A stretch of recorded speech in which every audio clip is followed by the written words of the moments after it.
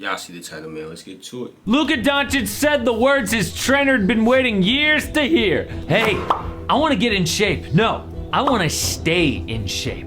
Say less. Workout videos streaming in of Luka getting fit. Pictures of hashtag skinny Luka had people predicting MVP. The fact that he's finally serious about his body is scary for the league. The league is over.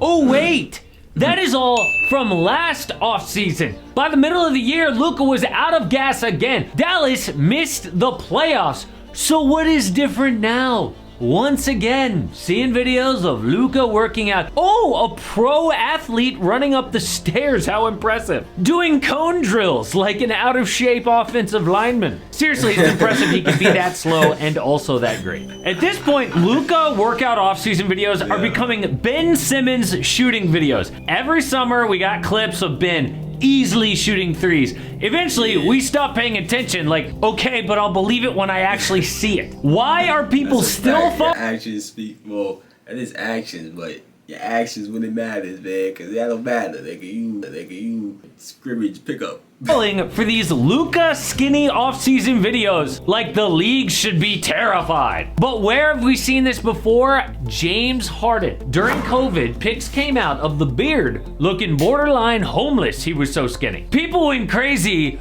but Harden did not. By the playoffs, he was back to his old self. Both he and Luka carry such a burden on offense. They take off possessions, especially on defense. But there is an actual reason this might be different. Something happened the last few months that might change Luka's career. The transformation that mattered was Nikola Jokic. He got skinny in 2020, won back-to-back MVPs and a chip. But is this something Luka can do? What exactly changed for Nikola Jokic? Well, he was a fat kid drinking 2 liters of soda a day growing up. In the NBA, not much better. Talented, but weighed as much as 300 pounds. For years, coaches and execs told him, to be truly elite, you have to get in shape. But one day his trainer said you could be MVP of the league if you got fit. That meant winning championships. So Jokic woke up. His trainer says the first steps were lifting weights after every game.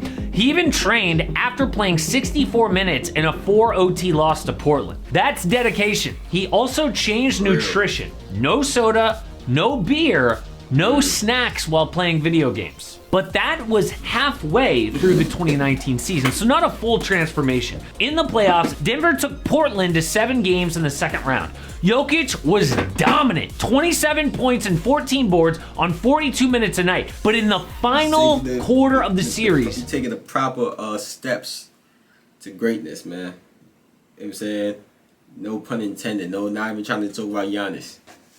he was gassed. Jokic missed 7 of 10 shots, blowing an 11-point third quarter lead and the game. Jokic knew if he was in better shape, that wouldn't have happened. They would have faced Golden State in the conference finals with an injured Kevin Durant. He swore to himself it would never happen again. The next season is the transformation we remember. During COVID, pictures went viral of the skinniest Jokic had ever been. But this wasn't a Harden or Luka fake transformation. Jokic changed his lifestyle for good, won back-to-back MVPs and that chip, but it took letting down his own team on the biggest stage to make him wake up. He got desperate. He would do anything to get in shape. Now in the playoffs last year, Jokic was the fittest dude on the court. Just as much energy in the first quarter as in the fourth quarter. It was amazing to see. But has that level of a turning point happened for Luka?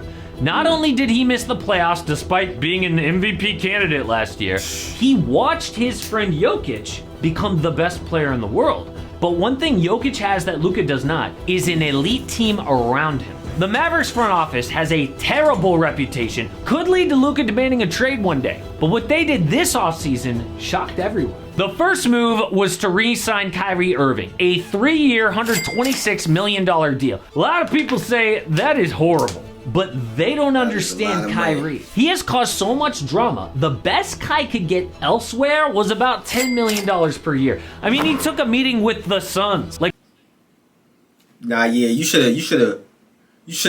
have dropped his bread. I ain't gonna. I'm all for, you know what I'm saying, the brothers getting their money and all that, but as a business, as an organization, I'd have been like, yo, gang, you only get 10 mil everywhere else. I'll do you a favor. Give you 15 mil, gang, a year. You know what I'm saying? Take it or leave it. Or, you know what I'm saying? I'm gonna give you the best deal. You know what I'm saying? Like, what could they have given him? So why did Dallas give him $42 million a year? They overpaid. It's because they had to. Imagine Dallas saying, oh, you can only get $10 million elsewhere. Well, we're gonna give you 15. That would have pissed off Kyrie. You know what I'm saying? Yo, business is business, Reed. Yo, Reed. Business is business, gang.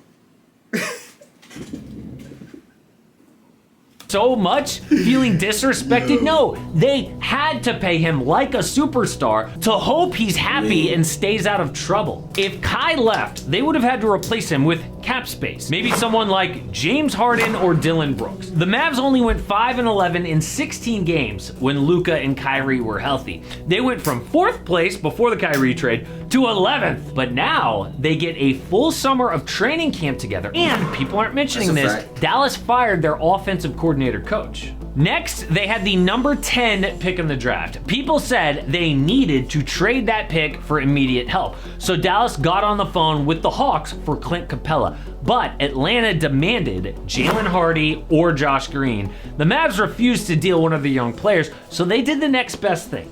On draft night, they traded down from 10th to 12th, offloading Davis Bertans' horrible contract. Then they agreed to take backup center Rashawn Holmes from Sacramento in exchange for their first-round pick. So Dallas turned one pick, the 10th overall, into 3 players. 7'1" Derek Lively at 12th, Omax Prosper, defensive wing at 24th, and Rashawn Holmes. That is maximizing value by the Mavs GM. But the biggest move was still coming. The Mavericks did a sign-and trade for Grant Williams, also got 2 second-round picks. The Celtics got control of 3 second-round picks. The Spurs got Reggie Bullock and a 2030 first-round pick swap from the Mavs. Dallas basically filled their biggest need for cheap. Grant Williams is a replacement for Dorian. I ain't gonna lie though. All those little moves is cool.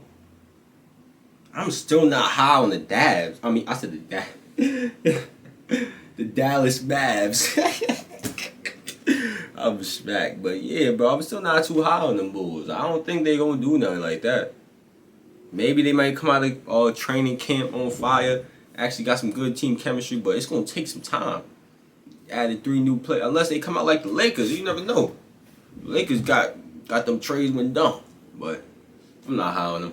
Finney-Smith, the Mavs' best defender before the Kyrie trade. He can guard almost anyone on the wing, shot over 40% from 3 the last 2 years, and he's just 24 years old. The Celtics couldn't afford to keep Grant Williams, so Dallas took advantage. They also tried to steal Matisse Thybulle, but the Blazers decided to keep it. But what about Dante Exum? Not enough people are talking about this. I get it, he was the 5th overall pick, ended up being overrated, flamed out of the league. But secretly, Dante has been lighting it up in Europe. So Dallas is giving him one last. Yo, I seen a video too. Dante Exum was getting into a fight or some shit. They fake yoked him up, you know what I'm saying? Slam boys to crap. You know what I'm saying? But Dante couldn't really do nothing, though. They fake, you know what I'm saying? He was fake lagging. They call him from on the back type shit. You know what I'm saying? The nigga fake came behind him. Whoop, call him with the headlock type shit and fake swung him over. It was fake a big man, too. So he really couldn't do nothing about that. Shot to prove himself. But one report says the Mavs might still be in on a huge trade. Right now, Dwight Powell is Luka's starting center, which is not good, especially on defense. Derek Lively will most likely play in the G League. So 2 rumors are Clint Capella or DeAndre Ayton. If either guy wants a trade, Dallas has until February to make it happen. They have quietly had a great offseason. It's impossible to know if Luka's transformation is permanent this time, but I am not falling for these. Luka is dead dumb slow. They have quietly had a great offseason. It's impossible to know if Luka's transformation is permanent this time, but I am not been working out all day though at the same time. Probably legs is dead and all that. Falling for these latest picks. Normally it takes something life-altering to get someone to change. But if he's serious this time, time, will it even matter? The Mavs have to replace a top 8 team from last year's playoffs. That's the Nuggets, Grizzlies, Kings, Suns, Clippers, Warriors, Lakers, or Timberwolves. Who will the Mavs replace? My prediction is the Grizzlies or the T-Wolves. Remember, Ja is out the first 25 games. I'm gonna get a lot of hate for that, but not as much hate as the new in-season tournament. That's the end of this one, yeah. You know what I'm saying? Oh, new season tournament. Let me know if y'all want to see what's that about, you know what I'm saying? Turn on post notifications. Share the video if you're new, man. Not even if you're new. If you've been here, share the videos. You know what I'm saying? Like the video, comment, subscribe, and I'm out of here, man. Alright.